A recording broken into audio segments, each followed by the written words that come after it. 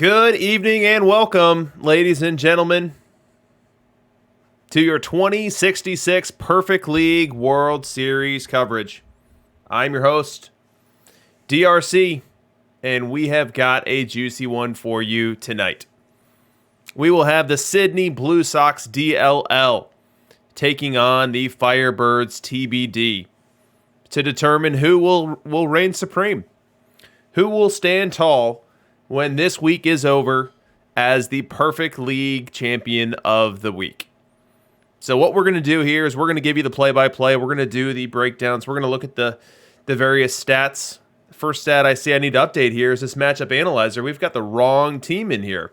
This is supposed to be the Firebirds.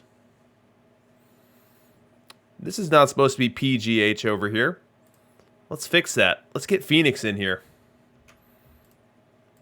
See you later, PGH. Get him next time. Boom. So the matchup analyzer is up to date. So the way we're going to do this is we're going to look at each team. We're going to preview this matchup. We'll see where each team is strong. We'll see where each team is weak. And then we're going to let you guys make predictions. We are going to let you guys tell us who's going to win and in how many games are they going to do so. We're going to talk about the stakes. We're going to talk about the backgrounds of each of these teams. How did they get to this point? What challenges have they already overcome today? But this is a great World Series matchup. I'm very excited. As you can see in the top right corner of our bracket here, the Naperville Nomads made a cursory appearance in your playoff bracket, but did not get nearly far enough to be part of this broadcast here tonight. But it's nice to see that the Sydney Blue Sox avenged my death to the Elysian Fields 9. All right, so let's start off with the Sydney Blue Sox. And the way that we like to break down these teams is first by looking at runs. How many do they score? How many do they allow? And that story for the Sydney Blue Sox, is a strong one. We've got the third best run scoring in the NC, 794 runs. And combine that with the fourth best run prevention, 703. So we're talking about a run differential here near 100. Very strong. Now that's backed by a couple different things. We'll point out a couple of them. So defense. This is not a team that hangs their hat on elite defense here. You see the 11th rated zone rating, which is pretty average. Defensive efficiency a little bit better there, but that can be born more out of park factors than necessarily out of elite defensive prowess and elite defensive production there. So not a dominant defensive team, probably a little bit above average is what I'd term it. As we look at our home road split, we've got a 580 team at home, 506 on the road. So not wildly splitty here. Kind of what you'd expect. Break even on the road and then make up your ground at home. Combining for an 88 win total season there. Ballpark-wise, what do we have? We have got a classic lefty cheese ballpark. We are maxing out the lefty average at 1.1. We're maxing out the lefty homers at 1.1. And what are we doing to the righties? We are minning them out. We're bringing them down to 0.9 on the average and 0.9 on the homers. So, simply stated, this ballpark is going to be a hitter's paradise for lefties and a hitter's worst nightmare for righties. And now the decision that Roscoe made for the gaps, doubles and triples, right down the middle. So 1.0, completely neutral there. Let's talk about players. So we look at the lineup overview here. First, let's look at the versus right-hand pitcher lineup. This is what I'd consider at this point an entirely on-meta lefty cheese.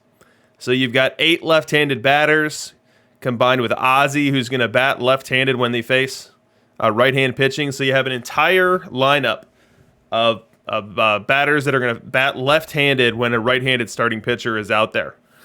Now, the deviations that you can and sometimes do see is with regards to the catcher position.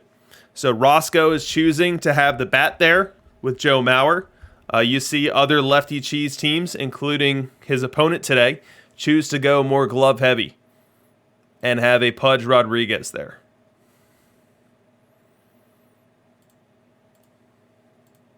But Roscoe's going for the bats. He's going for the run production.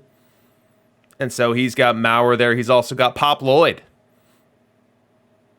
This game doesn't have many impact bats that bat left-handed and can play middle infield defense, and Pop Lloyd's the only one. So you might not be getting a ton out of his bat.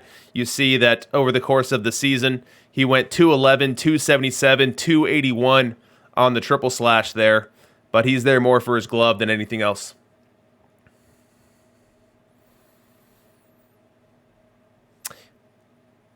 We do see a shoeless Joe Jackson. So I said it was an entirely on-meta build for the cards that are in the game now. That definitely includes Shoeless Joe. Shoeless Joe, as we'll see as we look at the individual player performances underlying Perfect League this week, another dominant week out of him.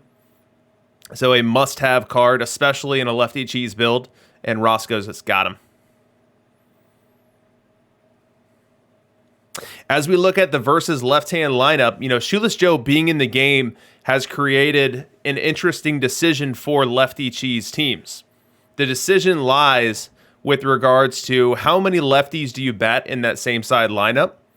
And if you're only going to do 3, who do you bench?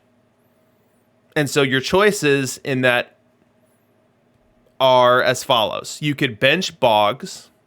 And in benching Boggs, you're going to need to move Hank Aaron over to first base, move Hornsby over to third, or alternatively, you can bench Ty Cobb, as Roscoe is doing here. So Ty Cobb goes to the bench versus left-hand pitching. Wade Boggs stays in the game, and Shoeless Joe obviously is the one who's creating this chaos and making this an actual decision, whereas in weeks past, it was just Gwynn, Boggs, and Cobb. No decision needed to be made. So those are the batter-player decisions made by the Sydney Blue Sox. Let's look at pitching. So with Sydney, they're a little bit known for their micro, a little bit known for their active management of their pitching staff. And so we're not going to look at what's in the rotation right now. We're not going to look at the game starts by pitcher. We're going to look at innings. So how did Roscoe dole out innings this year? That's going to be the best interpretation of who he was using the most and how he was running his pitching staff. And when we do that, we see that there was really one horse this year, one pitcher that approached 200 innings, and it was Warren Spahn. It was Warren Spahn. He got right up at 200 innings. He made 29 appearances as a starter, 2 appearances as a reliever. So he was the most typically deployed of all of the starters there. Now you see Glavine. Glavine is kind of like a mini Spahn in that he wasn't used often in relief, and he was used for a significant number of traditional starts. Here you see 26 starts amassing 150 innings. So Spahn and Glavine, rotation mainstays for Roscoe for the most part this year. And then you see Pedro and Walter both getting over 150 innings as well. But they're getting there in a very different way. They're getting there via mostly relief outings. You see that Walter Johnson made 19 appearances in relief, 11 appearances as a starter, whereas Pedro was right down the middle, 15 starts, 14 relief appearances, but logging a significant number of innings. So that tells you that there were likely some appearances where a lefty starter was not long for the game, whether it was a Steve Carlton or an Andy Pettit or a Chris Sale or a David Price or an Eddie Plank, opening up that game and then letting Pedro Martinez or Walter carry it into the later innings where it could be turned over to the bullpen. Speaking of the bullpen, we see, as currently configured, we've got a mix of lefties and righties. So 7 total lefties on the staff. We'll see if that's the same number that head into the series or if we see any deviation there. So let's look at the path. How did Roscoe get to this point? What has his playoff journey today been? Well, he had a spicy one in round 1. A DLL on DLL battle between the Blue Sox and Snowball. And the Blue Sox come out in a pivotal and deciding Game 5. So it goes to Game 5 against the Blue Sox and then has to face Liam's Rocket League Rockets, who had just gotten done dispatching the Manchego Cheese of the DLL. And the Blue Sox were able to avenge their fallen DLL brethren and beat the Rockets and move on to the semis, where they face the Elysian Fields 9, who just got done beating me up. Just got done taking down the Naperville Nomads in 5 games. And the Sydney Blue Sox were able to avenge that as well, taking down the Elysian Fields 9 and 5.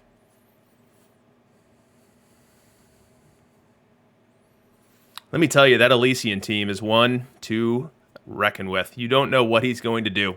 One of the more unpredictable and talented and skillful managers in this game. Let's talk history.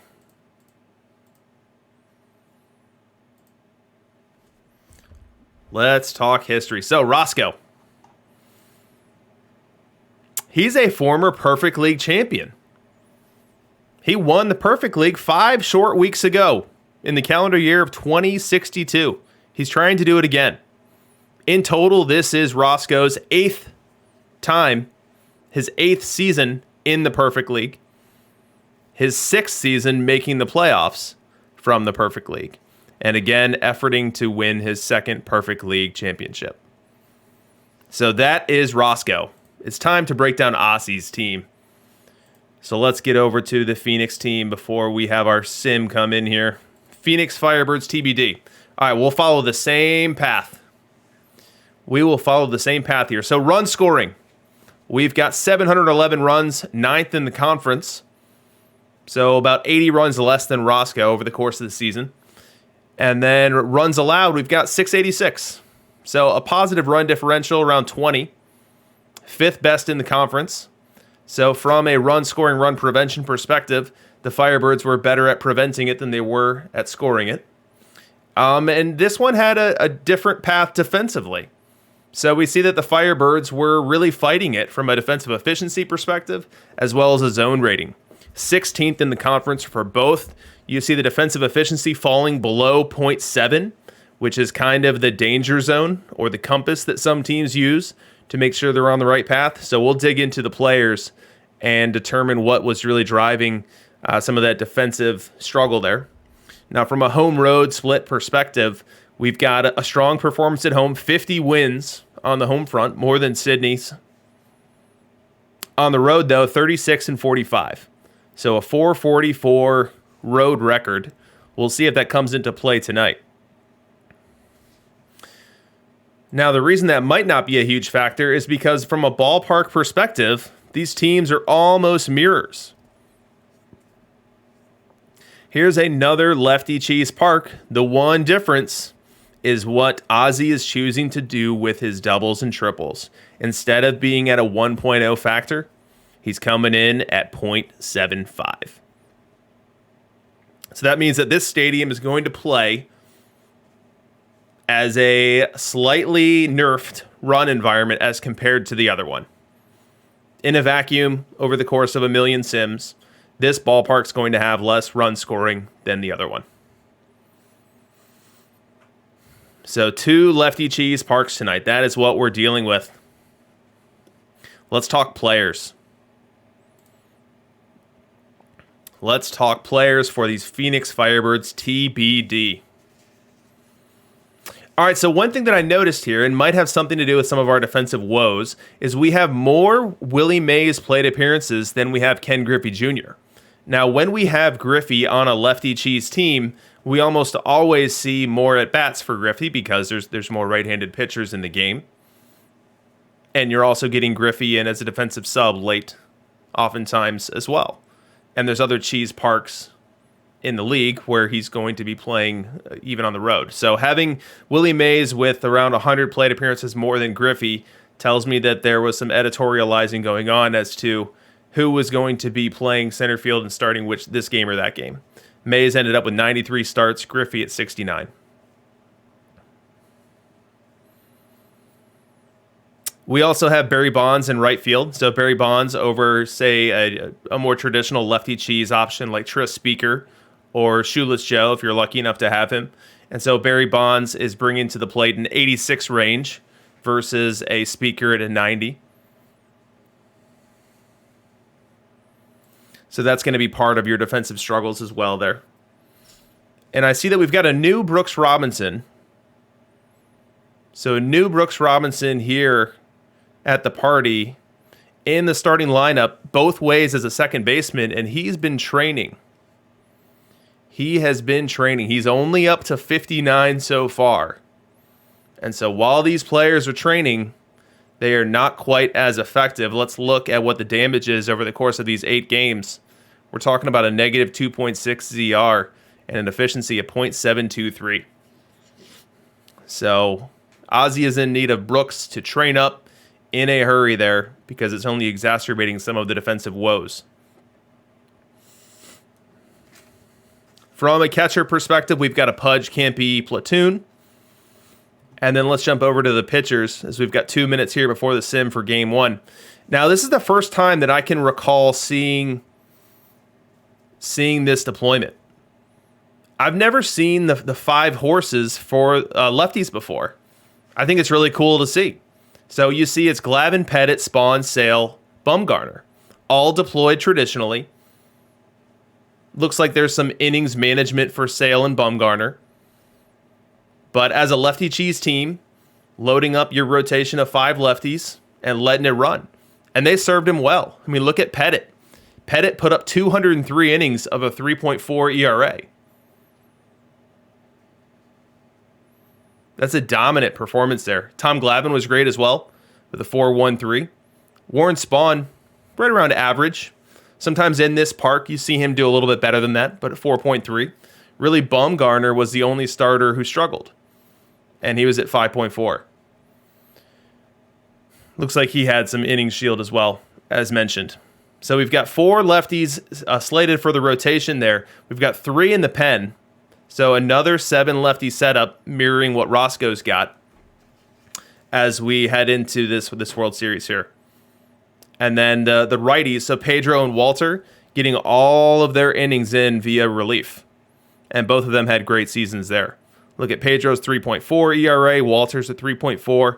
And then the back end guys, Rivera, Suter, and Hoffman, all dominated. 2.28, 3.16, 2.85 with the ERAs there. So the bullpen for the Firebirds, a strength all season long.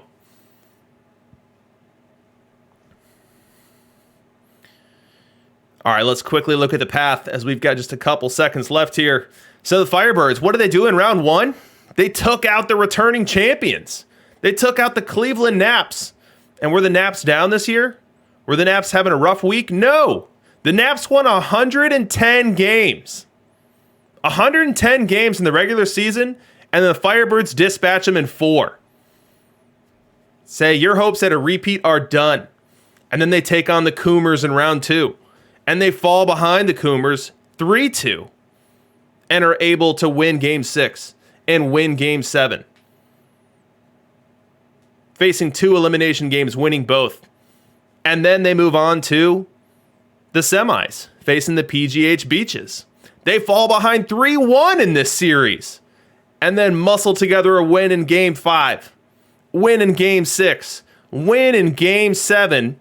The Firebirds, a robust 5-0, facing elimination, coming to this World Series as one of the more battle-tested playoff teams that we've seen. Sydney Blue Sox have only tasted desperation one time in that first round facing Snowball. Stakes a lot lower. 1-0 in elimination games. But the Firebirds are coming in 5-0. And they are looking to increase that number here tonight. From a history perspective, Ozzie, this is his second time in the perfect league, period. So you see he had a cup of coffee in 2057, a very respectable 79-83 record. Had a positive run differential there. Could have easily had a handful more wins and stuck around. Didn't happen then, but he comes back this week and improves. 86-76. Picks up a wild card spot And here he is playing for a Perfect League World Series in just his second week in Perfect League. So that's the setup, guys. Those are our two teams. Who's going to win, and in how many games are they going to do it? How are you going to enjoy your lefty cheese tonight? You're going to get a ton of it. But who's going to win? Pick your pony. Are you going with the Sydney Blue Sox, becoming a 2-time Perfect League champion? Or do you think the Phoenix Firebirds, the battle-tested, the PEL playoffs hardened Phoenix Firebirds TBD are going to win their first Perfect League World Series? What's going to happen? Blue Sox, Phoenix, another Blue Sox in 6, Phoenix in 7, Blue Sox in 4, another Blue Sox in 4 because it's Valentine's Day. I'm not sure I get the reference there. Modenhall with Phoenix in 6, Crash going with TBD, C-Fed saying that both sides will have fun in 7, but TBD is going to come out on top. Blue Sox in 5, Phoenix in 4, Blue in 6, Blue Sox. Shift 422 is getting hungry with all the talk of cheese. Barry Bonds in 4. Both teams agonizing through 7. Bailey saying it'll be me in 7 exciting games. Yuka feeling the social pressure to pick TBD. Joe A is interpreting the long sim that we're having right now as a COVID postponement.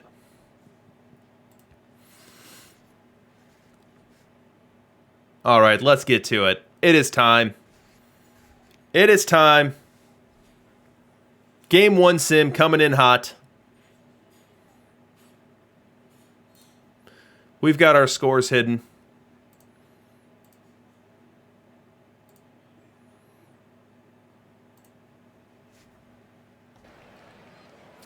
We will start off this World Series in Australia, visiting Roscoe and his Sydney Blue Sox. Remember, Lefty Cheese Park. We've got neutral gaps here, but lefties are going to reign supreme. Lefties will play better than righties in a vacuum, but matchups matter. Oh boy, do matchups matter. DLL versus TBD. Chat, keep me honest here, but I believe this is the first ever DLL v TBD matchup in a World Series. So that is a fun subplot to follow as well. It appears that this stadium is named the Sydney Cricket Grounds. Fun enough. All right, let's get started. And we are getting started with Sydney Blue Sox Warren Spahn. And he's going to be tasked with facing a lineup that has 3 lefties in it. We do see the Firebirds rolling out Ken Griffey Jr. versus left.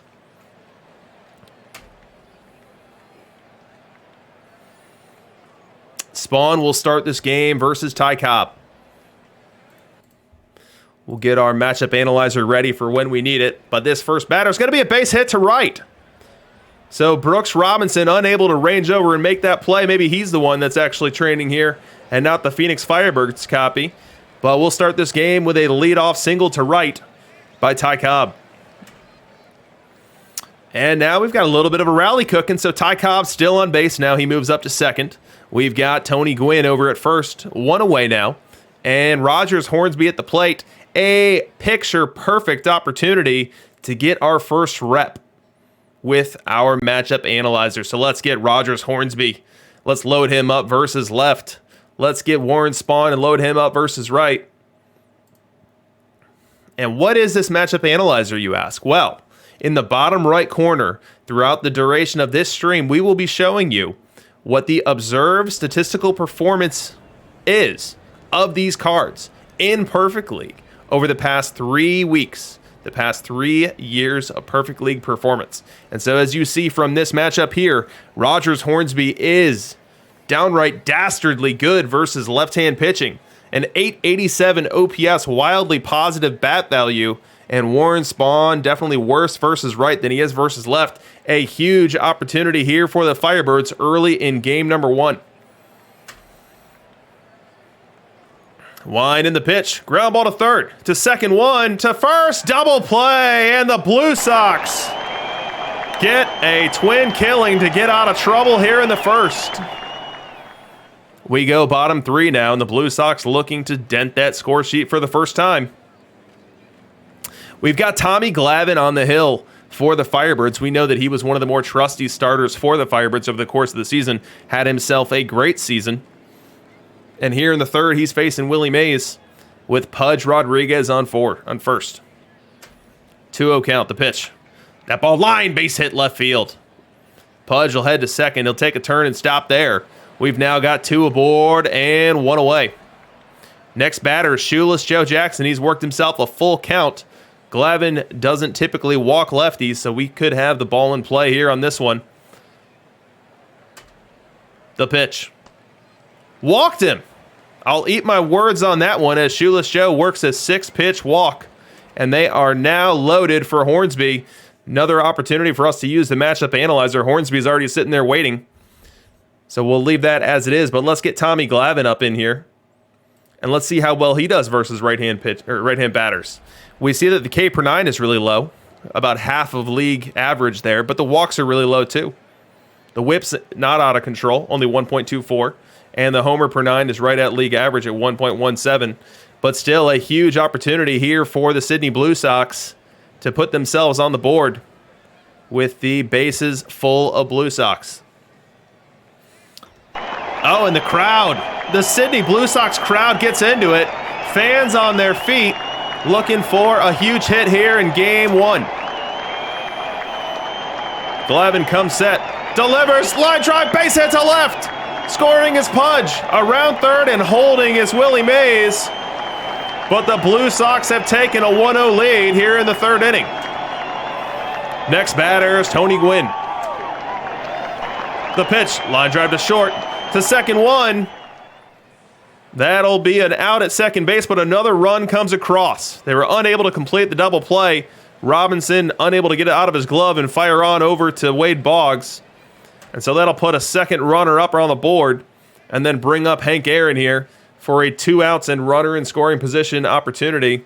We've got half our matchup analyzer already ready to go. Let's go ahead and get the other half because Hank Aaron is a profile I love to show off. And there it is. Hank Aaron coming in with that 888 OPS versus left-hand pitching. Has himself a huge opportunity here. The pitch. Line drive, base hit to right. Sheila scores on the play. Gwynn races around second to third. Aaron's going for extra bases. Gwynn's going to hold at third, make it 3-0 Sydney. Now it's 4-0, and we fast forward aggressively. Some aggressive expansion and aggressive fast forwarding all the way to the 7th, partly in part because the Firebirds are not putting the bat on the ball. The Firebirds are not getting on board here in game number 1. You see they only have 2 hits through 6 2/3 innings as we sit here with Rogers Hornsby about to face Warren Spahn. 1-1 count, the pitch.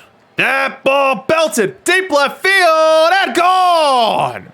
Rogers Hornsby laces a laser over the left field fence. That ball got out of here in a hurry as it traveled 389 happy feet for the Phoenix Firebirds, and they are now on the board. We go bottom 8, and there's been some more trouble for those Firebirds as 3 more runs, count them, 1, 2, 3, have crossed home plate for the Blue Sox without showing us via the highlight engine. And now we've got Tom Seaver pitching to Hank Aaron. Bases are loaded and 1 away. The pitch. Line drive up the middle, base hit. Shoeless will score. Hornsby around third. He's going to try to score. Here comes the throw. Not in time. Make it 9-1 Blue Sox here in the 8th. We go top 9 now. Spahn trying to get a complete game. And what stands between him and that goal is Mr. Roy Campanella. The Sydney Blue Sox faithful come to their feet as they are expecting and wanting to see Game 1 of this World Series go their way. 1 out away from doing so. The pitch. Fly ball, right field, ranging over his maze, and he's got it. Game 1 goes to the Blue Sox. Home field advantage protected. Warren Spahn, too much for the Firebirds.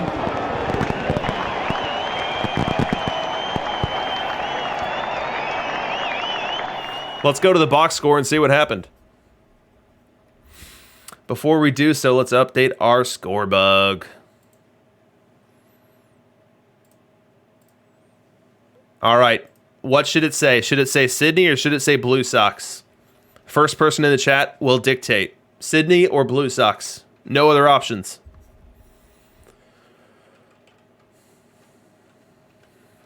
Who's going to win the fastest finger? It's OOTP Meme Lord going with Sydney. API and Tim Gross just too slow with the Blue Sox. So Sydney takes game 1, and how did they do it? They did it with Warren Spahn playing a little hero ball. He goes 9 innings, didn't walk anyone. 6 hits, 3 earned, did give up a homer. But the performance was more than enough as Tommy Glavine had some troubles.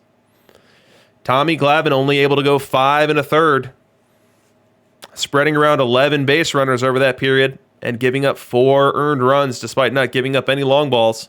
And then in relief of Glavine, Bumgarner comes in and struggles himself. 2 innings and 5 earned there.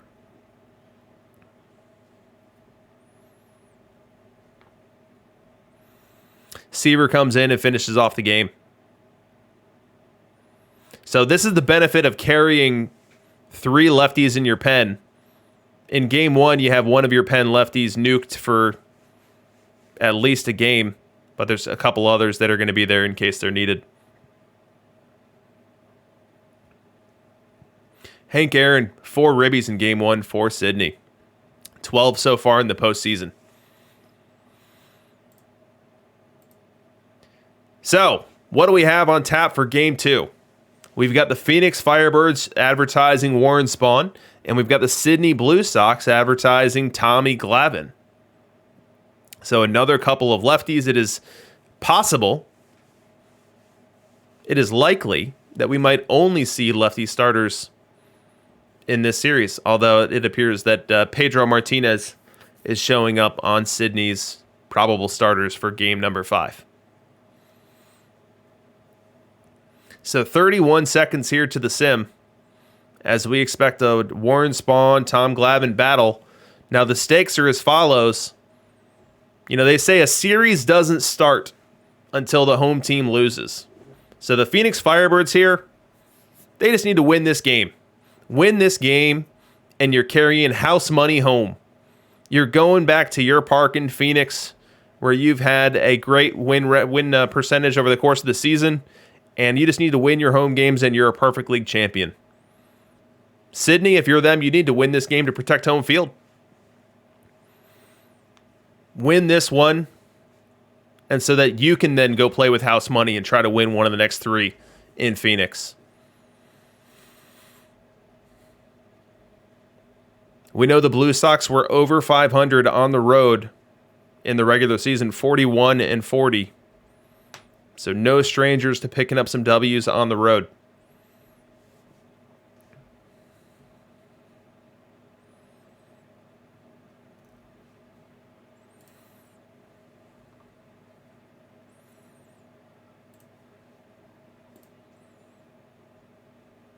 These World Series where we have 2 teams of the same ilk, you know, lefty cheese on lefty cheese, one, they stress your depth. You know, most builds are not made to sustain 7 consecutive games of that same stadium type. You know, having a righty cheese build or a lefty cheese build and then being able to bounce that off of a neutral build or the opposite one going the other way gives you an opportunity to vary the players that you're deploying and get those Pedros and Walter Johnsons into games in a traditional start. So it'll be fun to watch both managers trying to make sense of how they use their lefties here. All right, here we go, guys. It's game number 2. Sydney Blue Sox up 1-0, and they're starting this one with Glavine as advertised. Now, from a lineup perspective, we see the Phoenix Firebirds trotting out the same lineup they had in game number 1, led off with a fire Ty Cobb right at the top. On the Sydney Blue Sox side, we see more righties than we saw last game, I believe. Only 3 lefties in lineup. We'll start this game off with the Firebirds Cobb.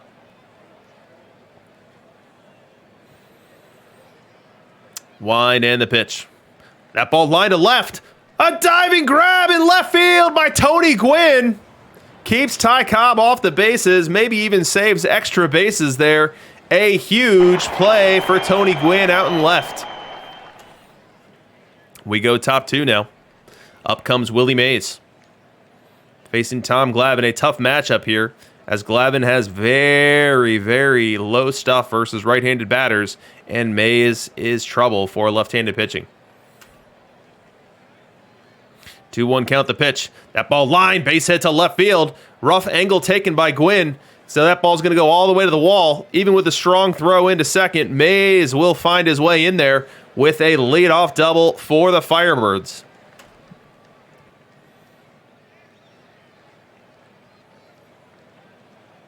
Still top 4.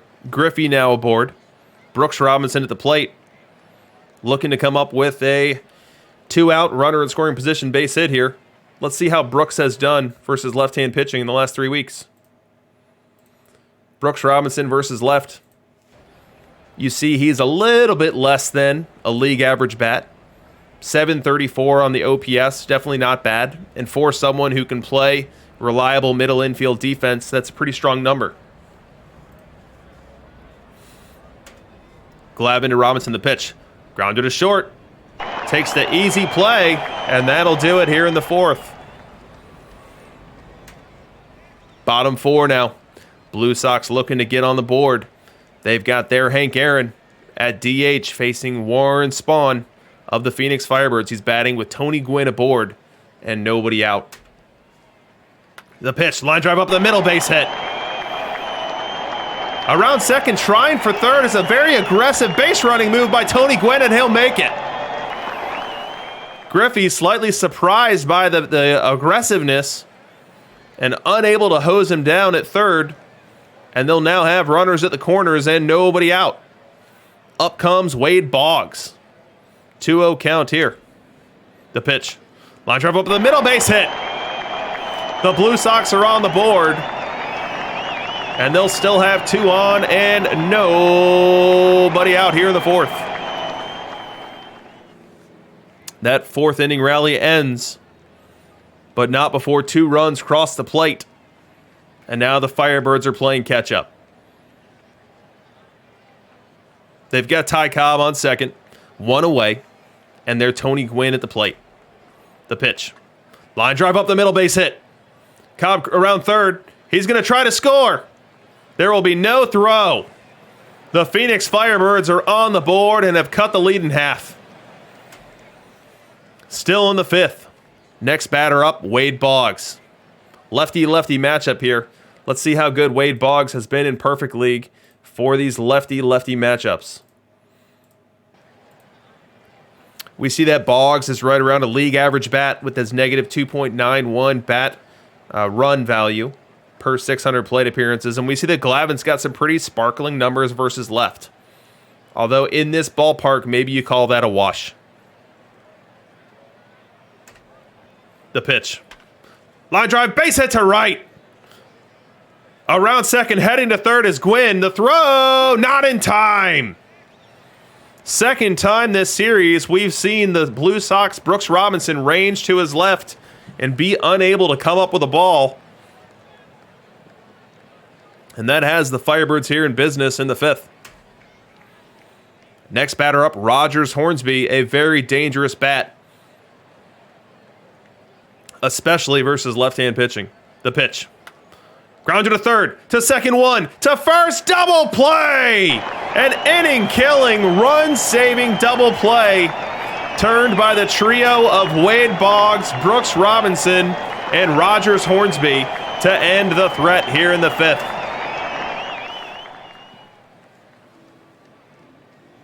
We go bottom 6. It's time for Pudge Rodriguez to bat for the Blue Sox. Blue Sox have a 1-run lead and are hoping to grow it here. To do so, they've got a couple aboard. In the form of Boggs at second, Brooks Robinson at first. 0-1 count. The pitch. Ground ball to short, to second one, to first, double play. Tailor-made twin killing, turned by Ozzie, Brooks, and Boggs. And that's going to get the Firebirds out of trouble here in the 6th. We go top 7. Firebirds still chasing 1. They send up Ozzie Smith, but not just any Ozzie Smith, but an icy cold Ozzie Smith. He's even in the count 2-2 up against David Price. 1 away. Wine in the pitch. Line drive right field and down. An unlikely rally starter here for the Firebirds as Ozzie Smith loops a single to right field versus the Sydney Blue Sox David Price. Next batter up is their Ty Cobb, and it's not just any Ty Cobb. It's Fire Ty Cobb. And he's batting here with a full count versus David Price. But let's keep in mind, David Price is a tough customer, especially versus left-handed pitching. Look at these numbers. 275 on the FIP, 10 on the K per 9. Doesn't walk anyone, depressing the homers very well. And Ty Cobb slightly below league average when it comes to batting versus left-hand pitching. So a tough matchup here, but he is Fire Cobb. So let's see what happens here in the top of the 7th as the Firebirds look to tie this baby up. The pitch. Runner going, swing and a miss, throw down to second, not in time. Ozzie Smith steals second base on a strikeout for Fire Cobb. And that's going to put the fate of this rally in the hands of one Tony Gwynn. We'll update our matchup analyzer so you can see what he's working with here. Tony Gwynn uniquely rocks a very high batting average versus left-hand pitching even. You see him peeking out there with a near 300 mark at 299.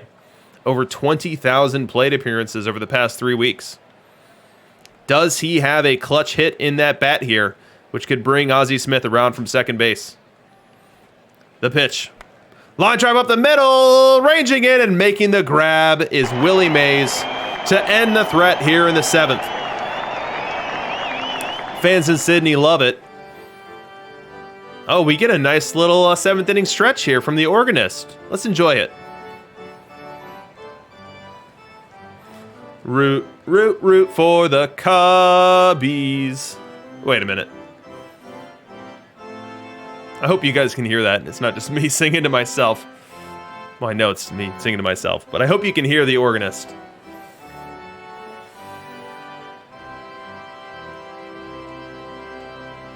Man, that was great. I wonder why they don't do that every game. I guess the trick to get that is you need a highlight as the leadoff batter in the top of the 8th. Maybe that's why you don't get it most games. All right, so let's start off with this top of the 8th. We've still got the Blue Sox Price on the hill, and he's working against Wade Boggs here. 1-2 count. Wine and the pitch. Swing! And a miss, strike 3. Huge strikeout for David Price here to start off the 8th as they're protecting that precarious 1-run lead. He also retires Rogers Hornsby and is now Roy Campanella away from pushing this one to the bottom of the 8th. The pitch to Campanella. Line drive base hit to right. Campanella goes opposite field for a loud single to extend this 8th inning and bring up one Willie Mays. We've got a full count here. Top 8, runner's going to be in motion. The fans here rooting for a strikeout, rooting to push this one to the bottom of the inning. The pitch. Ground ball to short. Long throw to first in time. And the Blue Sox get out of the jam, the mini jam here in the 8th. Bottom 8 now. Oh, it's Pop Lloyd time. It is Pop Lloyd time. Pop Lloyd versus Bruce Sutter. So Pop Lloyd's not good. He can't hit. He can play great defense, but he can't hit. 259 average, which is maybe juiced in this ballpark because it is a lefty cheese park. And I guess all you're looking for here is a little single. So 259 average, give it a 10% boost. Yeah, maybe it's not a bad guy to have up in this spot. But you got Hank Aaron on second. Hank Aaron on second, and Pop Lloyd with an opportunity to give the Blue Sox a clutch insurance run. Going from 1 run to a 2-run lead is exponentially better. Can he come through here in the 8th? The pitch. Line drive up the middle, base hit. Hank Aaron around third. He's going to try to score. The throw goes all the way through. Not in time. Pop Lloyd comes through for the Sydney Blue Sox. Make it a 3-1 Sydney lead. And I'm not allowed to say anything bad about Pop Lloyd for the next 10 minutes. 6:37 local time is the next time that I can criticize him. We go bottom. No, not bottom 9, top 9. Top 9, and it's Chris Sale who is being called upon to get this save. So we're not looking at Mariano Rivera. We're not looking at Trevor Hoffman. Nope. It's Chris Sale into this game. He's already retired Ken Griffey, and now he's going after Brooks Robinson. We'll go ahead and tilt up Chris Sale here. You see that he struggles versus right. The FIP goes over 5. The homer per 9 jumps off the page to 1.59. We'll see what he can do with Brooks Robinson here in the 9th.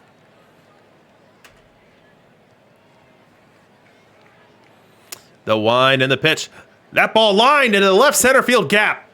That's going to be extra bases. Robinson around first. He'll head to second. And he's given the Firebirds just what they need. A base runner and one that keeps them out of the double play. So Ozzie Smith is on deck. Will they pinch hit for Ozzie? Looks like the answer is no. Ozzie will bat in this one, and he'll face Chris Sale. Let's see what we can expect with Ozzie. We know that Ozzie's not known for his hitting, but we've seen more than a handful of clutch Ozzie moments on these streams. Versus left, you see Ozzie's rocking a 559 OPS.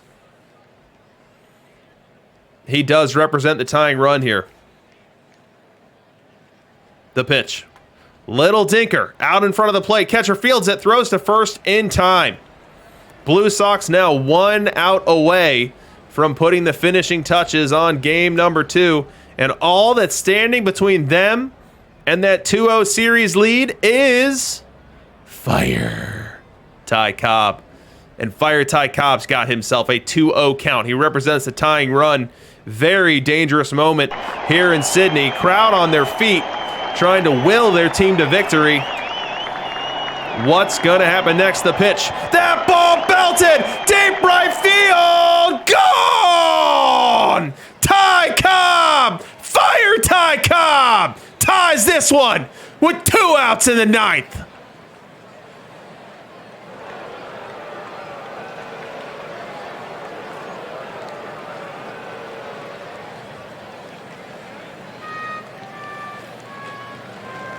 Home crowd does not love that one. I heard some boo birds sneaking out. Just a couple boo birds sneaking out here in Sydney. But we have got a brand new spanking ball game right now, as Fire Cobb has just changed this game with 1 swing of the bat. Very next batter is Tony Gwynn. So you have a shaken Chris Sale here. A stadium where you can hear a pin drop. And Sale just needs to get 1 out here and let his boys go try to win it in the bottom. Can he get that 1 out?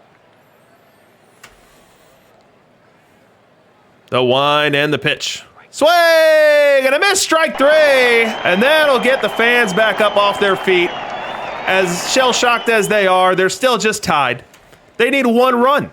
1 run, and they head to Phoenix up 2-0. It's a long flight. Many stops, but they'd be up 2-0. Full count. Pudge at the plate, facing Mariano Rivera now.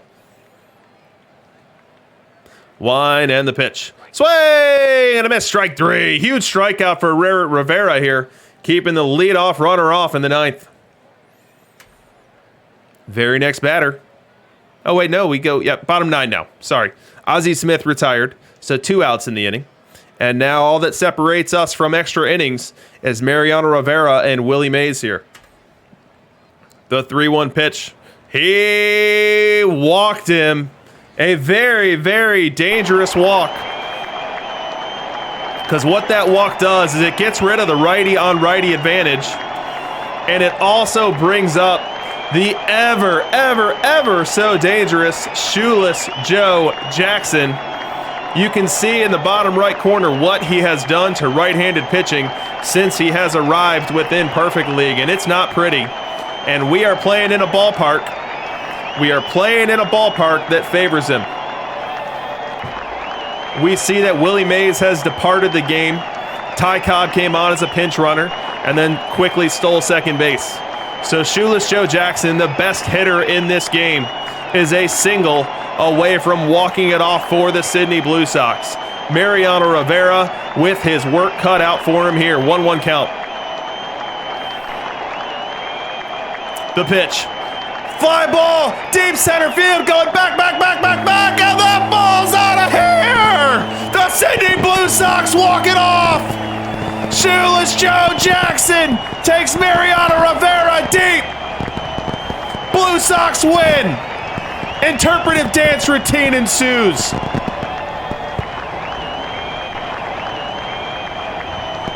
Fireworks here in Sydney.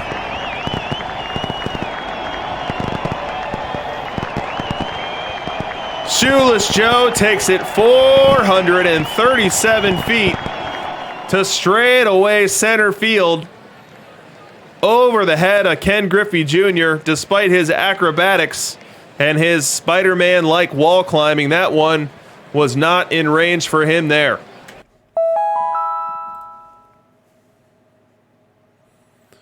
What a game number 2 as Sydney grabs hold of this series 2-0. Now, we saw when the walk of Willie Mays happened. So it was Mariano Rivera on the mound. He was pitching to Willie Mays. He's got 2 things working for him there. Willie Mays is a righty. He's a righty. So you have same-handedness advantage. You're also in a park where righties are nerfed out. You really want to see your Mo get that pitch over the plate. Make Willie Mays hit the ball. Make him get aboard by earning his way aboard. As you know, it's unlikely he's going to hit a homer, and it's even unlikely he's going to get a hit. But it wasn't meant to be. Rivera unable to throw strikes, loses him on that 3-1 pitch, and then up comes Shoeless, and the rest is history as Shoeless hits his 5th home run of the postseason. He's batting a cool .394 in October. As you can see it here, if you start where my cursor is, right here on 9:30, you see what has been just a dastardly run here in the postseason. Look at all of these multi-hit games. Let's count those up. 1, 2, 3, 4, 5, 6, 7, 8, 9 multi-hit games in the postseason to go with 5 home runs. So Shoeless Joe has been all that and a bag of chips for the Sydney Blue Sox here in October. 19 ribbies for Mr. Jackson.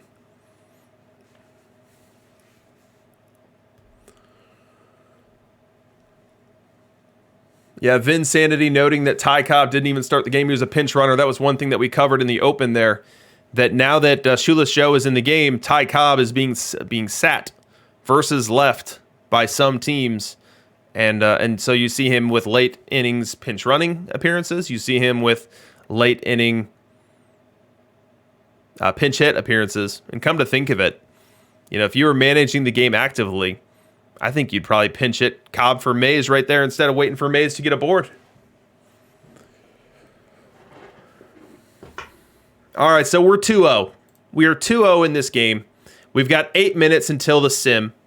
We are looking at Sydney Blue Sox trotting out Andy Pettitte going up against the Phoenix Firebirds, who are trotting out Andy Pettitte. So a Pettitte versus Pettitte battle as we move from stadium to stadium. The only change, so we know that that Sydney Blue Sox have a lefty cheese park. The Phoenix Firebirds have a lefty cheese park. The only change is the frequency with which we see doubles and triples. Instead of being a neutral rate 1.0 like we saw in Sydney, the Phoenix Firebirds have a 0.75.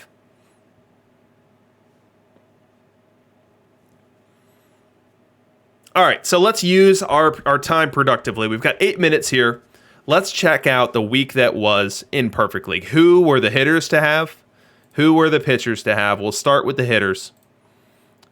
We will start with the hitters, and here is your leaderboard. These were the best hitters in Perfect League in the bottom right corner of your screen. Hopefully it's big enough where you can see it.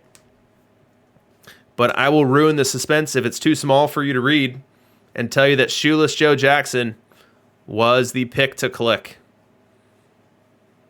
A full 8 runs better with his bat than Ty Cobb this week. Holy cow. 24.8 with the bat value. 8 runs better than the next best. Next best being Ty Cobb. You see behind Ty Cobb is another really strong week from Tris Speaker. So depending on the week, we oscillate between who is that best platoon outfielder, that best lefty platoon outfielder. Recently, we've had, I want to say, 2 or 3 weeks in a row where it was Barry Bonds. Before that, we had Tris Speaker with some very strong weeks. But this week, it oscillated right back. So Tris Speaker with the huge week here, 12 bat value, as Bonds sinks all the way down to 3.82. So Bonds with a really rough week this week in Perfect League.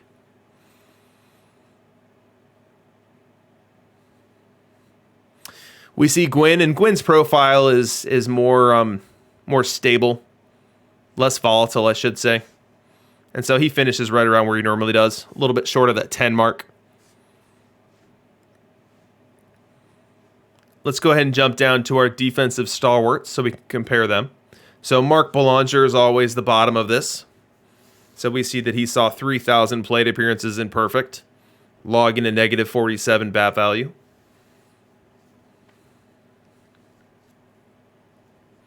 Rabbit Marinville slightly better than him. And then Ozzy, a good 14 runs better than Belanger. Pop Lloyd, a little bit better than Ozzy.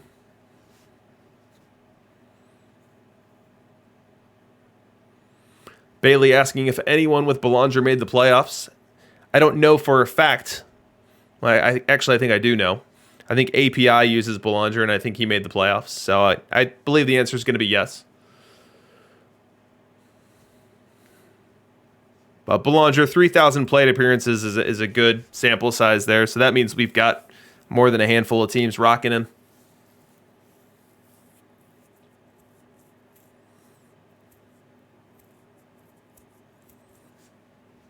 Let's start doing some positional splits here. So first we'll look at the catchers. So this was our catcher observed bat performance this week. Johnny Bench.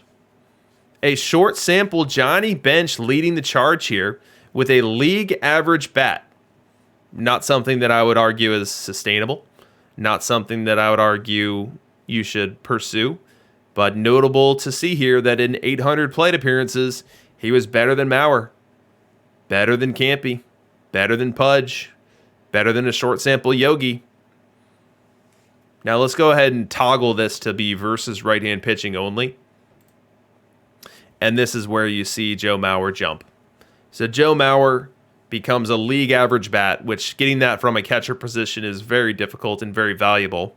But Joe Mauer becomes a league average bat when he's facing right-handed pitching. And you see that here. Whereas Campanella and Pudge, and even Yogi, wildly negative.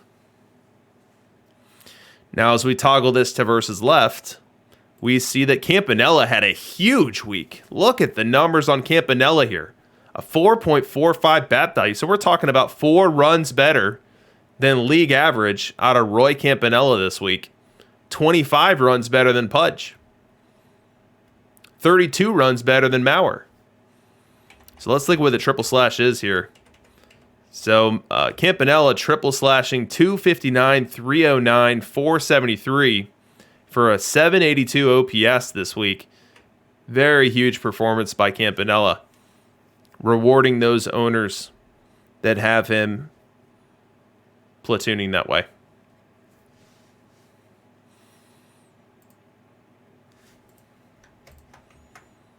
All right, so let's move from catcher to outfield. And we'll look at outfielders versus right. And look at what Shoeless Joe Jackson did versus right-hand pitching this week. This should be criminal. You know, we used to think that Ty Cobb was broken. We used to think that Ty Cobb was the end-all, be-all. And here comes Shoeless Jackson producing 12 more runs per 600 plate appearances than Ty Cobb with the bat alone. Not to mention the better defense. Absolutely filthy. Let's see what the triple slash is. Oh my goodness gracious. Avert your eyes. Look away. This is nuclear. 327 on the average. 397 on the OBP. 915 on the OPS. An absolutely dominant performance by Shoeless Joe Jackson. Best slugging, best OBP, best average. Nobody close on any one of them. So 24 points better than Gwynn with the average. 21 points better than Cobb with the OBP. And then 37 points better than Cobb with the slug. Absolutely dominant versus right. You know, we see Speaker and Bonds here very close in their versus right performance. Now, we know from the overall numbers that Speaker was a lot better than Bonds, which is going to tell us that once we toggle this to versus left, that Speaker must have held his own and Bonds must have been atrocious. So we'll look for that here in a second. Tony Gwynn, solid versus right as expected. You see Mays and Griffey. So the debate often comes up, like, what do I do with Mays? What do I do with Griffey if I've got both? And what ends up happening, as we've seen most teams in the meta, is if you're a lefty cheese team, you're running out Griffey. If you're a righty cheese team, you're running out Mays. And if you're neutral, you see it go both ways. And this is telling you here that that makes some sense. You know, versus right, Mays and Griffey's bats are similar. You see them within a half a run here of one another over 600 plate appearances, which is basically nothing. And we know that Griffey is going to catch a lot more balls out in center. Griffey's also going to be a better base runner.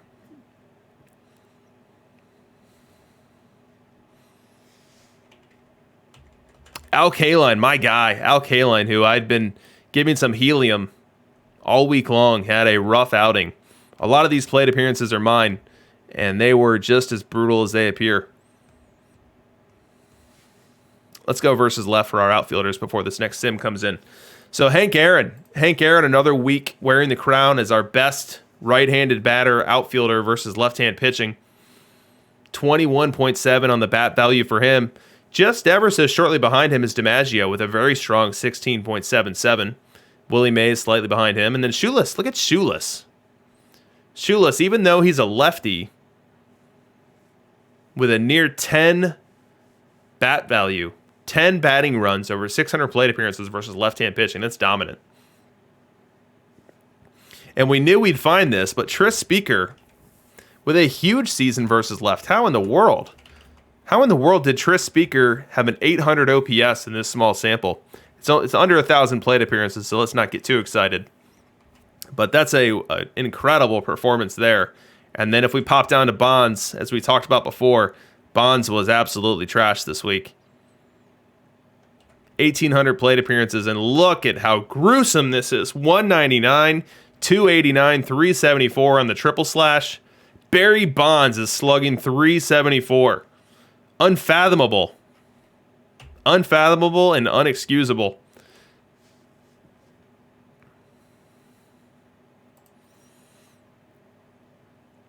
Let's load up our game 3. It's time to get back into play-by-play mode. Let's go ahead and clear out the filters that we have here so we can just be looking at total Perfect League observed performance. And let's shift to Phoenix. So we've taken the very long flight from Sydney, Australia to Phoenix, Arizona. And remember what we said earlier, a series doesn't start until the home team loses. So we've had 2 games in Sydney. Sydney takes both of them. And now it's time for the Phoenix Firebirds to hold court. It's time for them to hold serve, I should say. Protect their home field advantage. Win these 3 games and push it right back to Sydney to see if they can sneak out one in Sydney. So we'll start this game with Andy Pettitte on the hill for the Firebirds. He's running into a lineup that has 3 left-handed batters. And we'll get it started with Willie Mays.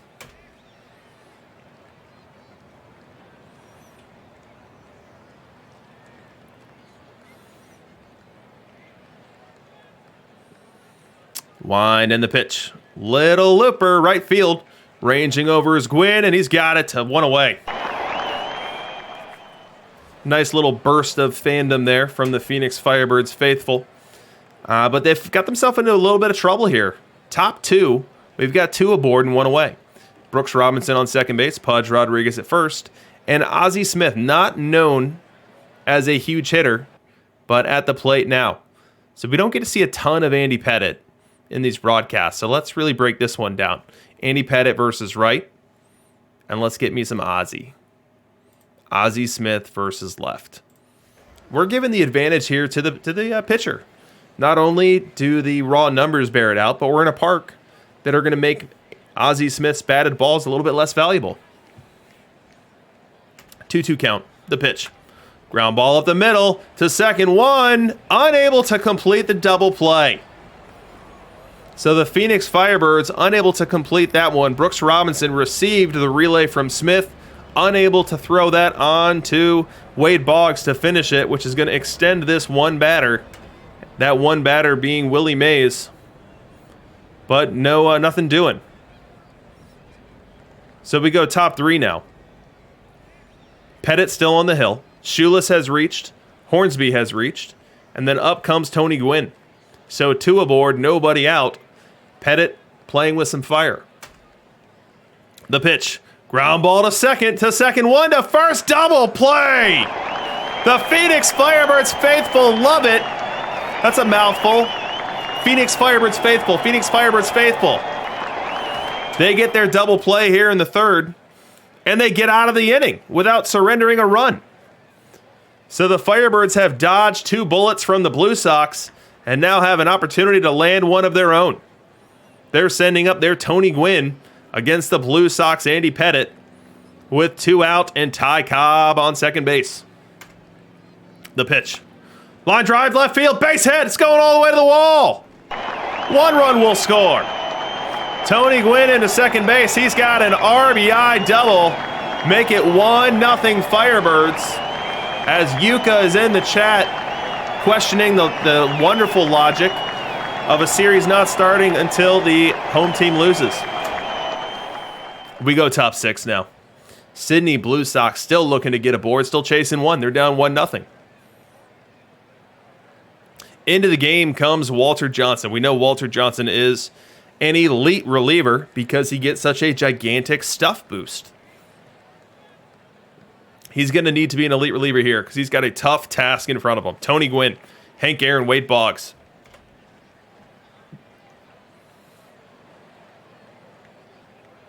Wind in the pitch. Line drive up the middle, base hit. The Sydney Blue Sox start off their 6th with a single. Hank Aaron comes up next. 2-2 count on him, the pitch. Little looper, ranging over is the shortstop, and he can't get there. Didn't hit it hard, but he hit it where they ain't. Make it 2 aboard and nobody out for Wade Boggs. We are getting into a high leverage moment here in the 6th inning. Let's get Walter Johnson's reliever stats up there. As he faces Boggs here with a 3-1 count, the pitch. Ball 4. Firebirds in a lot of trouble here. Bases loaded, nobody out. The saving grace is that we're entering the bottom 3rd of the lineup. Up to the plate comes Brooks Robinson. We saw him earlier this stream. And his numbers versus left. Let's look at his numbers versus right. You see a much different picture here. It's still pretty strong with the slugging percentage, but the on base comes way down. The bat value comes way down. And let's not lose sight of the fact that in this park, right-handed batters are nearly fully nerfed. 0.9 on the average, 0.9 on the homers, 0.75 on the extra bases. So the pieces are in play here for the Firebirds to get a strikeout, get a double play, get something to help them moving in the right direction. The pitch. Strike 3 called! Huge strikeout for the Firebirds, Walter Johnson, to get the first out here in the 6th. Next up, Pudge Rodriguez. Pudge, not the best hitter in the world. In fact, he could arguably be the worst right-handed hitter in this game. 607 OPS. Excuse me, Mark Belanger. He'll take that crown. 1-2 count on Pudge, though. In a big moment here, Phoenix Firebirds faithful up on their feet, trying to coach, trying to urge Walter Johnson for a big punch out here. The pitch. Fly ball up the middle, base hit. 1 run scores. Here comes a second. It's Hank Aaron, and he's going to score. An unlikely hero in Ivan Rodriguez flips this game script with 1 swing of the bat. Make it 2-1 Sydney Blue Sox here in the 6th.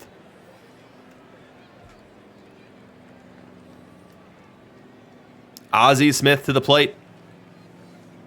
1-1 count on him. The pitch. Ground ball to third, to second one. He'll have to hold it there. Fans happy to get the lead runner at second base. But this inning will continue, and this lineup will flip over to Willie Mays. We have an interesting coaching decision here. So out goes Andy Pettitte, in comes Madison Bumgarner. There's 2 outs in this inning. We've got a right-handed batter at the plate.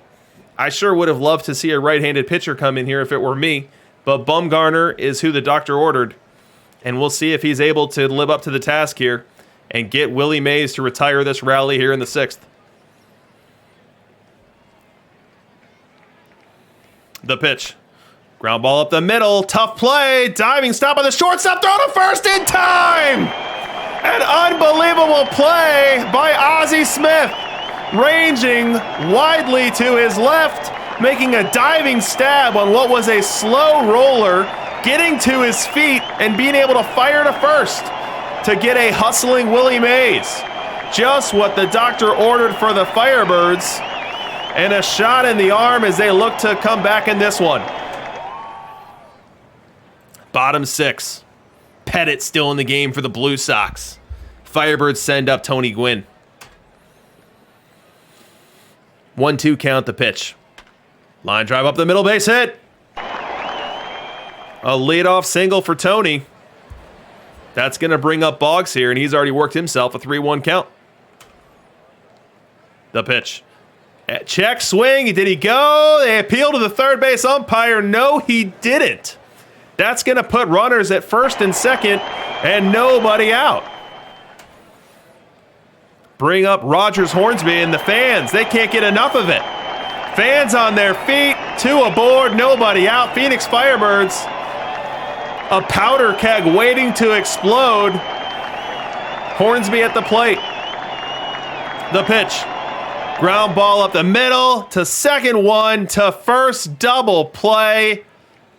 A crushing twin killing off the bat of Hornsby. That is only 2 outs in the inning. Roy Campanella to the dish. Still has a chance to tie this game. Gwynn at third with 2 away. The pitch. Little looper ranging over and making the grab. Brooks Robinson goes to his left. He struggled to go left in this series. There have been 2 other times where the Sydney Blue Sox, Brooks Robinson, was unable to make plays ranging to his left, but he was able to get the right jump and the right step on that one. Makes the grab and ends the threat, keeping that runner stranded at third base. We go bottom 7. The Phoenix Firebirds, the training Brooks Robinson to the dish, facing Andy Pettitte. Wine and the pitch. Grounder to short. Over to first in time.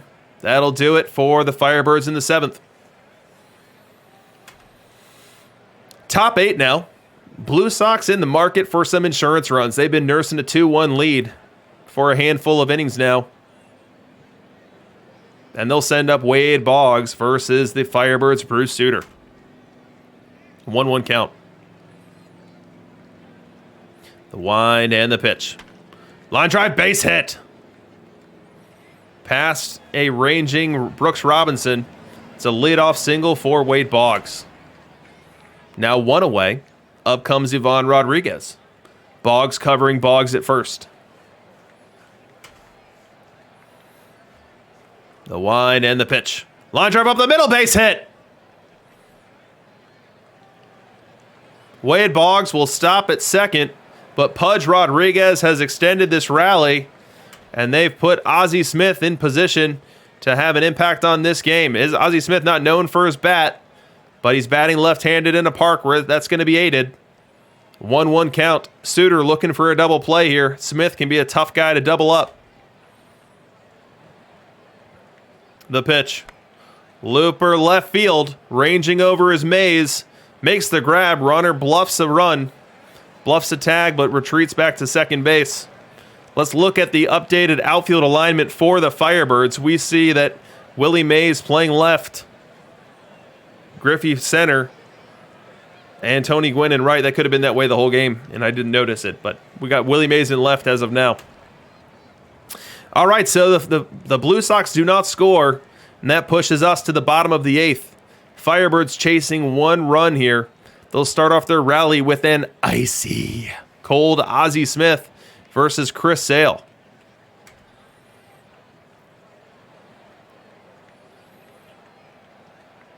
Sale delivers. Ground ball to short. Deep in the hole.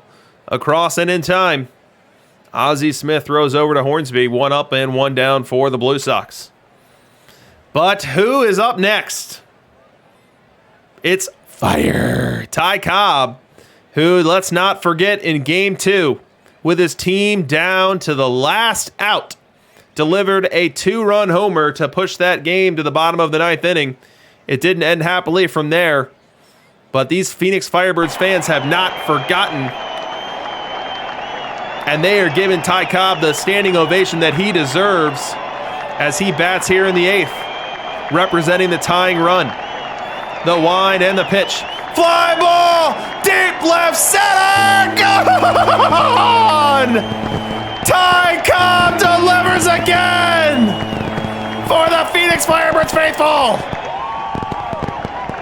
Make it 2-2. You gotta stop pitching to the Fire Cobb. Holy cow. 425 feet. A delicious and Oppo taco as you'll ever see. Extra sour cream, a little bit of the guac. The high quality guac, the organic guac. This, oh my gosh, Oof has the line. This game is all tied up. All right, still bottom 8. So Ty Cobb ties it up. Tony Gwynn retired, and now Boggs bats, still facing Chris Sale. The wind and the pitch. Swing and a miss, strike 3. That's going to retire the Firebirds in the 8th, but not before Ty Cobb ties it. We're going to the 9th, all tied up. So here we are in the 9th. Blue Sox looking to regroup, looking to recover. They've blown their 1-run lead that they were caretaking for the majority of this game, and now it's time to get a new lead. And who do they send to the plate? Who are they bringing up to start this rally? They're bringing up Shoeless Joe. Oh, you know that guy? That guy that bats .338 versus right-hand pitching? The guy that OPS's .941? That's the guy that they're going to try to start a rally with. 0-1 count on Cobb. We're on Shoeless Joe. The wind and the pitch. Little looper, base hit. Shoeless Joe, a good base runner, starts off this top of the 9th for the Sydney Blue Sox with a single. Very next batter is Rogers Hornsby. 2-2 count on him. The pitch. Swing and a miss. Strike 3. Huge strikeout for Mariano Rivera. Up next, Ken Griffey Jr. I can't tell you how many highlights in Lefty Cheese Park I've seen of Ken Griffey Jr. hitting late inning home runs that change the complexion of the game. Will there be another one here? Or will Mariano Rivera use this 0-2 count and punch him out? The pitch. Swing and a miss. Strike 3. A huge strikeout from Mariano Rivera for the second out in the inning. And now the Firebirds are 1 out away from heading to the bottom of the ninth with an opportunity to walk this off. He'll face Hank Aaron. A pretty good matchup here. Hank Aaron not the best versus right-hand pitching and batting in a park that's going to nerf his batted balls. First, let's throw over to first 100 times to check on Shoeless Joe. 3 and counting. Do I hear 4? Do I hear... Oh, that ball gets away! Shoeless Joe is going to take second base. Unbelievable. I think that's the first time I've seen that. So Mariano Rivera obsessed with keeping Shoeless Joe's foot adorned to the first base bag, throws over one too many times. It gets away from Wade Boggs, and now Shoeless Joe ends up in scoring position. But the crowd recovers. Rivera recovers. 2-strike count on Aaron. 2-strike count on Hank Aaron. Home crowd dying to push this to the bottom of the ninth and give them a chance to walk it off. 1-2 count, the pitch. Swing and a miss. Strike 3. Huge strikeout from Mariano Rivera. We go bottom 9, and it's hero time for the Firebirds. Every batter that's going to step into this box will represent the winning run.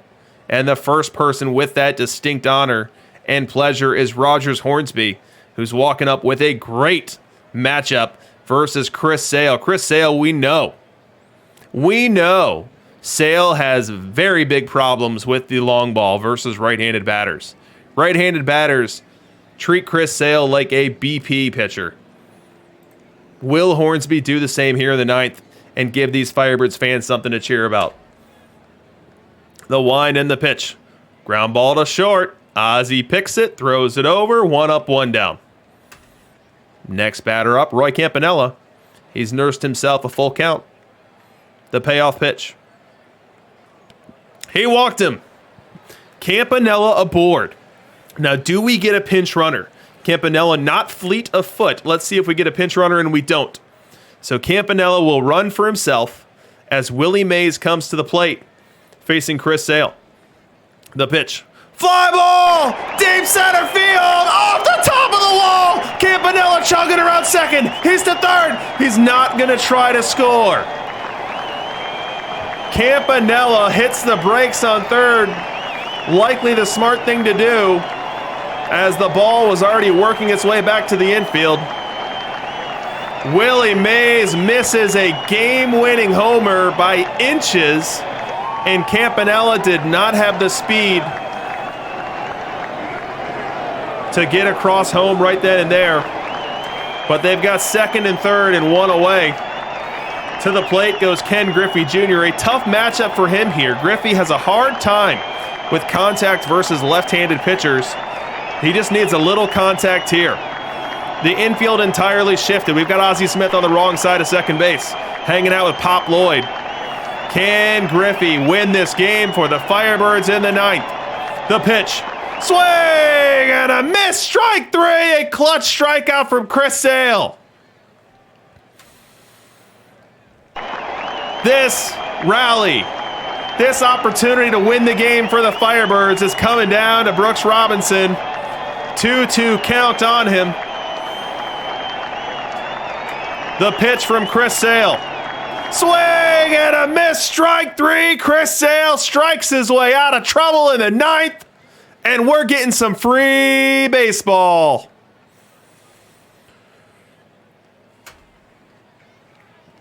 Top 10. Who do we start with? We start with Pop Lloyd. We start with the one, the only Pop Lloyd. Rivera winds and delivers. Little dinker. Tough play. Ozzie charges. Has no throw. That's an infield single. A very typical hit for Pop Lloyd. A little nubber. A little excuse me swing. Turns into the leadoff runner on base in the top of the 10th.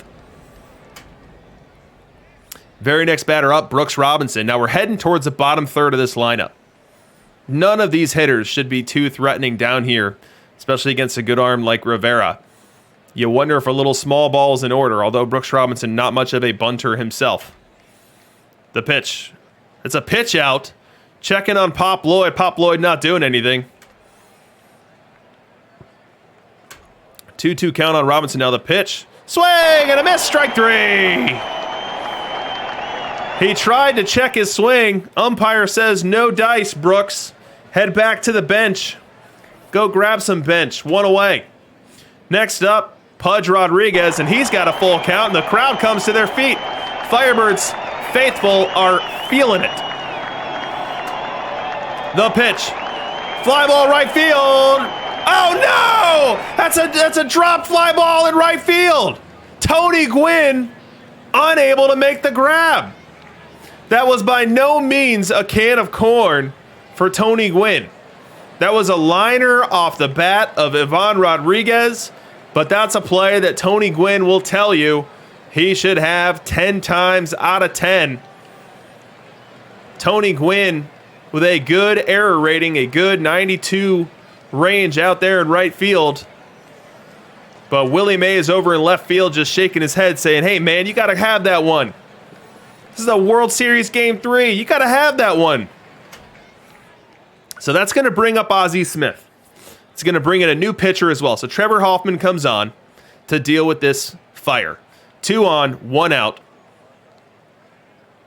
0-1 count on Smith. The pitch. Line drive to short, to second one. They get the lead runner, unable to complete the double play. Ozzie Smith is a tough guy to double up, and Brooks Robinson not able to turn that one over. Oh no! Sydney scores a run, and they don't even show us how. So in the top of the 10th, when we left it, it was first and second and 2 outs. And the highlight engine decided that we didn't need to see how that run scored. So we know that Ozzie Smith was the one who hit the fielder's choice. It looks like it was a wild pitch because Willie Mays was the next batter, and he made the last out. So if you look in the box score, Shoeless Joe's number 2 spot is red. So that means he's going to be the next batter up. So Willie Mays was batting. Willie Mays made an out, but before he made an out, that runner scored. So maybe Willie Mays hit a double, and the second run was thrown out at home. We didn't see it. Maybe there was a pass ball. Maybe there was a wild pitch. We'll have to dig into the box score to figure out how it happened. We'll see if it ends up being the deciding run. As Chris Sale heads back out for the Blue Sox, he'll start off this inning against an icy cold Ozzie Smith. 1-0 count on icy Ozzie. The pitch. Ground ball deep in the hole. Ozzie fields it. Long throw and in time. Uh-oh. It's that time again. It's Fire Cobb time. He was the hero of Game 2 before it wasn't enough. He was the hero of Game 3 already, hitting the home run to tie it. And now he's got the Herculean task again to find it in him to bring his Firebirds back into this game. To tie this one up, at least get a board, get a base hit, get something. He bats here with a full count against Chris Sale. The pitch. Line drive, base hit to right field. Fire Cobb is unstoppable. He's got a single here with 1 away. He now represents the tying run, and he's one heck of a base runner. Tony Gwynn to the dish. He represents the winning run. And he's got a 2-2 count on him. First, a pickoff throw, runner back. Another pickoff throw, runner back. Gwynn with an opportunity to make up for his defensive gaffe, which ended up plating the run in the top of this inning. Can he come through for the Phoenix Firebirds faithful? Another pickoff throw. The pitch. Swing and a miss. Strike three. It's not time to assign a GOAT for this game yet. And no, GOAT doesn't just stand for greatest of all time. It stands for the one that you point your finger to for having cost you the game. It's not time to point fingers yet. But oh boy, does Tony Gwynn. Oh boy, would he like to dig himself a nice little hole in that dugout. He has had a rough 10th inning. Up comes Boggs. The Firebirds fans are not giving up. They do not quit. They are looking for a hero, and they've got a heck of a batter at the plate right now in Wade Boggs. And you know what? If he can loop this ball to right field, look at all that pasture. Ty Cobb could moonwalk home and tie this game. 1-1 count on Boggs. Sydney Blue Sox 1 out away from a 3-0 series advantage. First a pickoff throw, checking on Cobb. 2-2-1 count now. The pitch. Grounder to third, over to first, in time. The Sydney Blue Sox come into Phoenix and win a rather unusual game. Unusual in a number of different ways. And now lead in this series 3-0.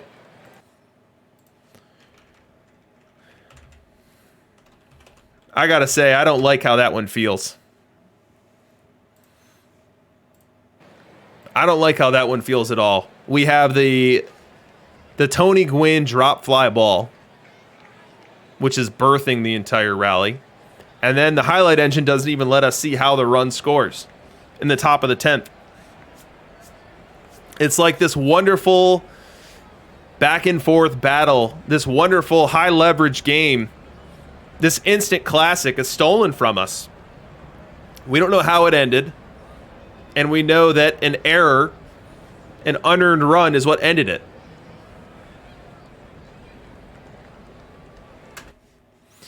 All right, let's figure out what the heck happened. We got to go to the game log for this. We need the 10th inning. Okay, so we had the Pop Lloyd single. We remember that. Brooks Robinson strikes out looking. We remember that. Here's our Tony Gwynn error. Line drive, exit velocity of 94 miles per hour. Tony Gwynn can't handle it.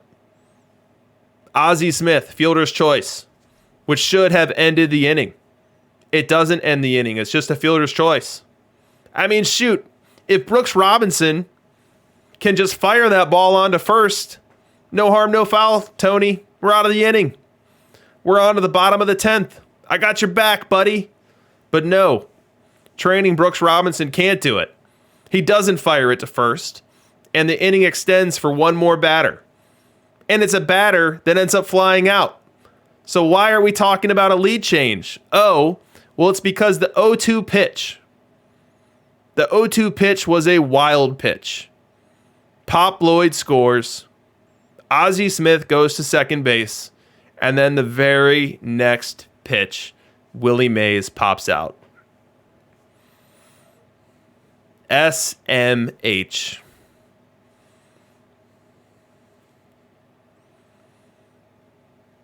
I hate it. I hate it for Ozzie. I hate it for you guys watching at home. That's not what we want. That's not what makes these broadcasts great.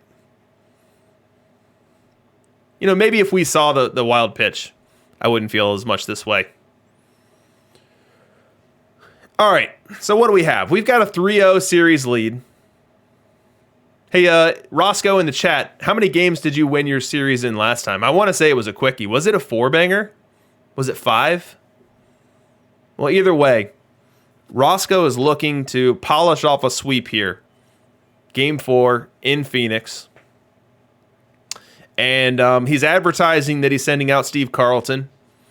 I wouldn't be surprised if we saw a little Pedro Martinez this game. Oh my goodness. A complete footnote here that I should have talked about before. Look at what the Pettits did. Look at both of these Pettits. Holy cow. So a couple things that I'll point out. One, we had 12 innings of Pettit with only 1 earned run. Incredible. 2, 12 innings of Pettit, nary a strikeout. That's 36 outs recorded by Pettits, and none of them were via the strikeout. Incredible.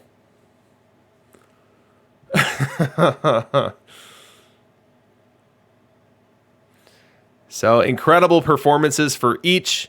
Walter Johnson got into trouble there in the 6th inning. And then we all saw what happened in the end. That unearned run that cost us our clean finish. But Sydney stringed together Pettit to Sale to put together their win.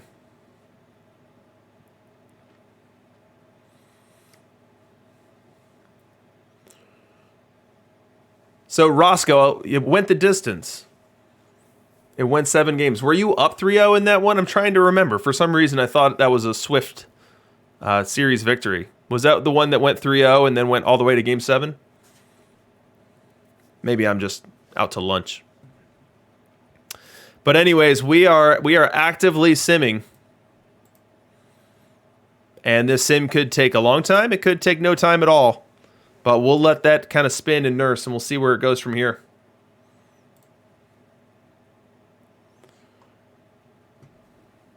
Oh, we've got a sim coming in. We have got a sim quickly available here 3 minutes after the scheduled time, which tells us that we might be extending this series to a 5th game.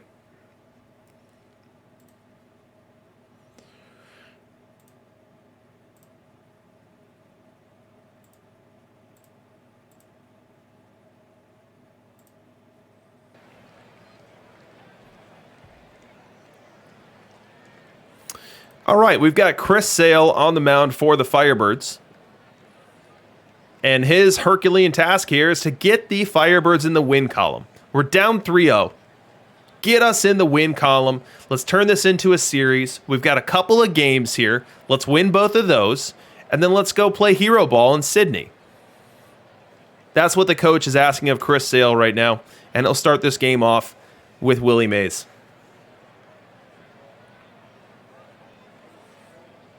He's got Willie Mays down on the count 0-2.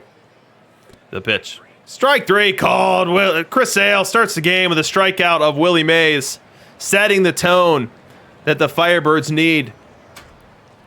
We go top 3 now. Another highlight for the Blue Sox. And don't look now, but Shoeless Joe Jackson is wearing a bit of heat. He's got a little bit of fire over there. He batted .348 in the regular season, and I think he's been better in the post. Look out for him right now, Mr. Sale. It's fire. Shoeless Joe. The pitch. That ball crushed into the left field corner. It's going to rattle around there. Around third and scoring is Ozzie Smith. Willie Mays heading to third. He's not going to stop there. Yes, he will. He gets held up by the third base coach late. And we've got 1 run in for the Blue Sox. And 2 more threatening with nobody out here in the 3rd. Make it 2-0 Sydney. Highlight Engine decided that we didn't need to see that 2nd run. Perhaps it'll show us this 3rd run if Gwynn is able to come through here in the 3rd. The pitch. That ball crushed. Deep left center. Gone. Tony Gwynn plays long ball. 5-0 Blue Sox.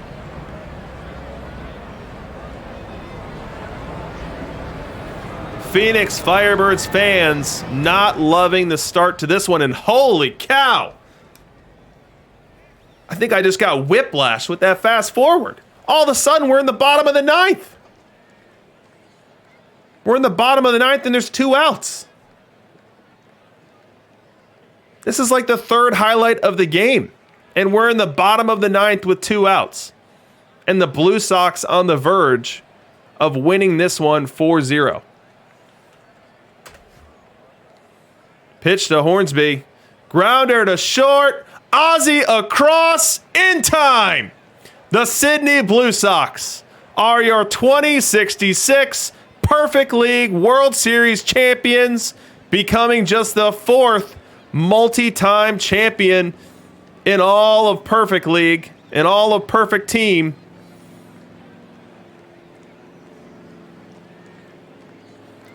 The days of the super long sim maybe are behind us, as that one came back in record time.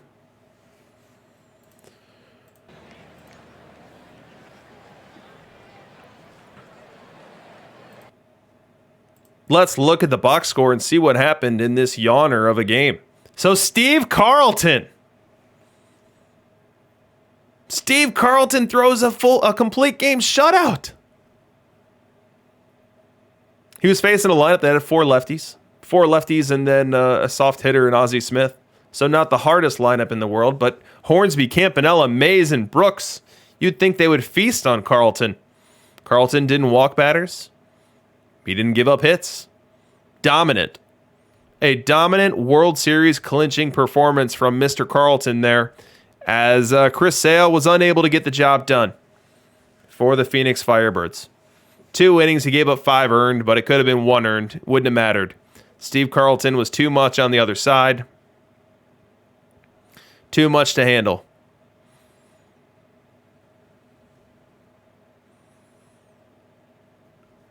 And that is our series, folks.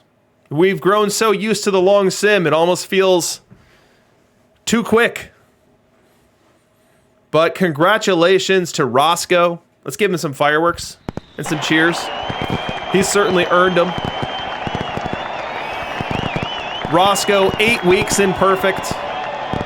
And in only 8 weeks, he has picked up 2 Perfect League World Series champions.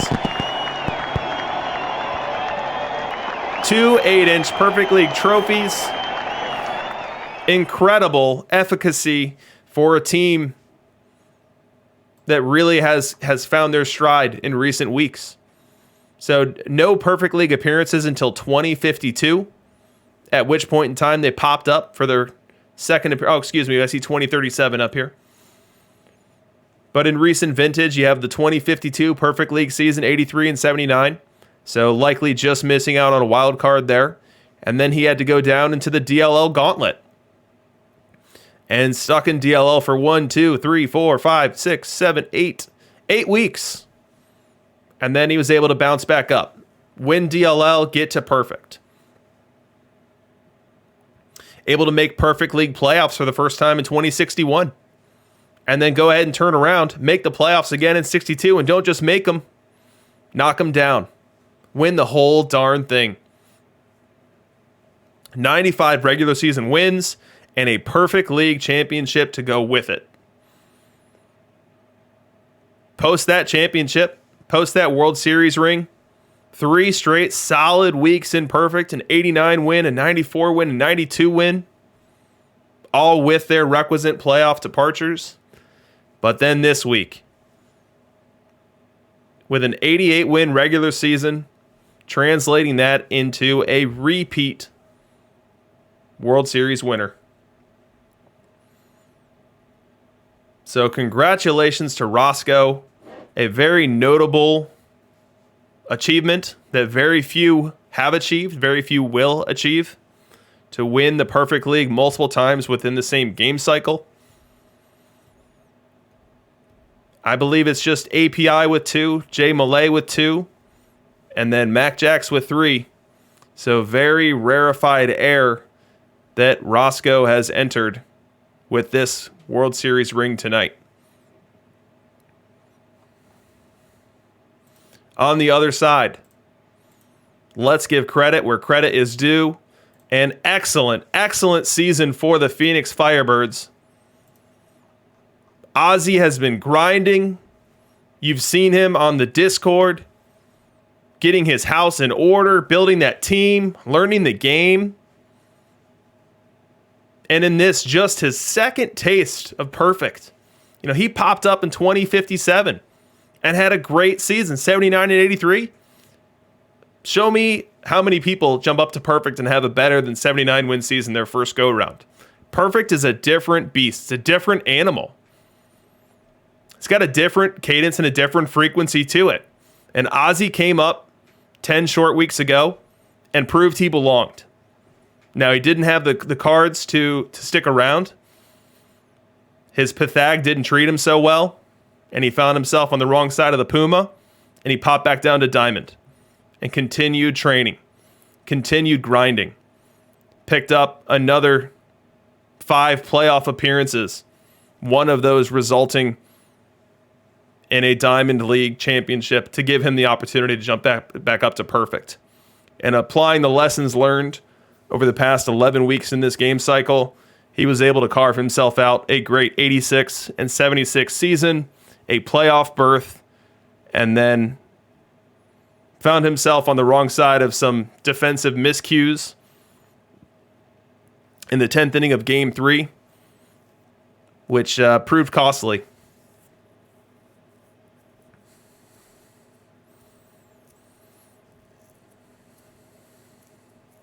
But Ozzie will be back. Ozzie will be back in Perfect League next week. He's going to be starting the week with Brooks already trained up to a 70 mark. Defense is going to click a little bit better. Offense could click a little bit better. And we'll see if we don't see Ozzie right back on this stage 1 week from tonight.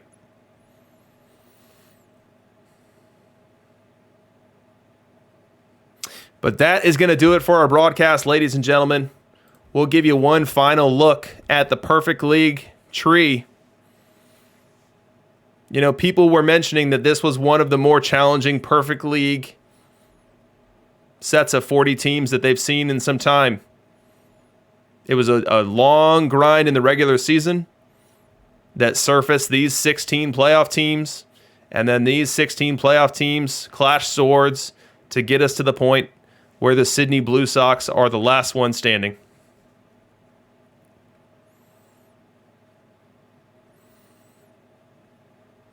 So with that, we'll end the broadcast. I thank you all for joining. I thank you all for interacting in the stream chat, making this as fun as it was. And we will see you guys next week.